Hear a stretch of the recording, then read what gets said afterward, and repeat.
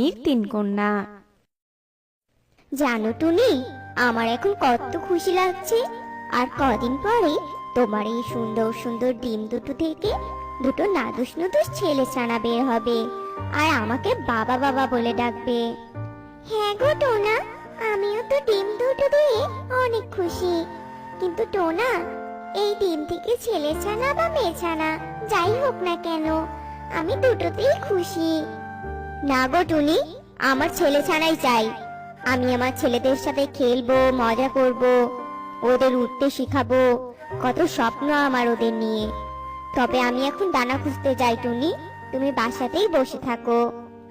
এই কথা বলে টোনা দানা খুঁজতে চলে যায়। আর টুনি তার বাসায় বসে ডিমে পা দিতে থাকে। টোনা আমার কথা একেবারেই বুঝতে পারে না। সারাদিন শুধু একই কথা বলে, ছেলে হবে ছেলে হবে।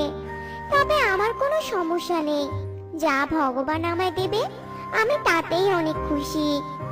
তো বন্ধুরা, তোমরা যে টুনি পাখিকে দেখতে পাচ্ছ, এ বাস করে মায়াপুরী গ্রামের পাশেই এক বড় জঙ্গলে।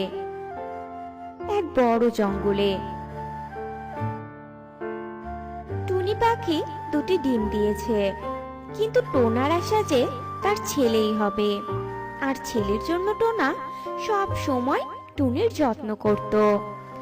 টুনি বোন, শুনলাম আর কদিন পরেই নাকি তোমার ডিম ফুটে দুটো সুন্দর সুন্দর ছেলে ছানা বের হবে। টোনা তো এই কথা বনের সব পাখিদের বলে বেরিয়েছে। হ্যাঁ গো, আমার ডিম থেকে আর কদিন বাদে ছানা হবে। তবে আমি টোনাকে নিয়ে অনেক চিন্তায় আছি। টোনা তো ছেলে ছেলে করে আমার মাথা খাচ্ছে। কি যে করব ভেবেই পাচ্ছি না।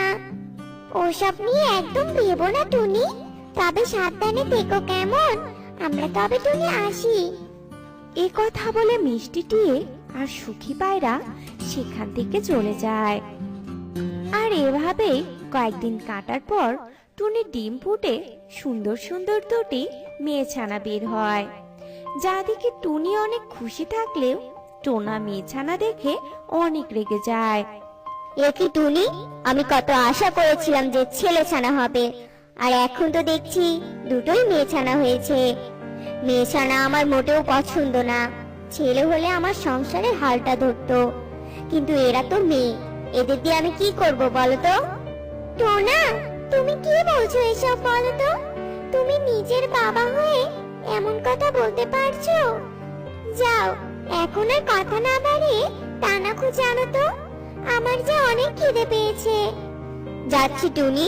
তবে টুনি, তোমার এই মেয়ে ছানারা বড় হয়ে আমাকে যেন বাবা বলে না ডাকে, নইলে কিন্তু আমি ওদের অনেক মারবো বলে দিলাম। এইসব কথা বলে টোনা রেগে দানা খুঁজতে চলে যায়। টোনার কথা শুনে টুনির অনেক মন খারাপ হয়, কিন্তু কোনো উপায় নেই বলে টুনি চুপ করে বসে ছানাদের আগলে রাখতো। এভাবেই কয়েকদিন কেটে যায়। টুনির ছানারা এখন কথা বলতে শিখে গেছে।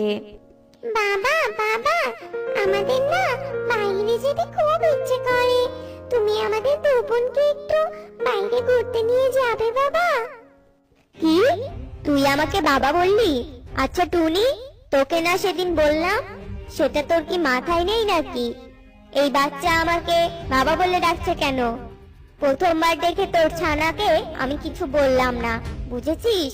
কিন্তু এর পরের বার যদি আমাকে বাবা বলে ডাকে, আমি কিন্তু বাসা থেকে বের করে দিব। এ কথা বলে টোনা বাসা থেকে বাইরে চলে যায়।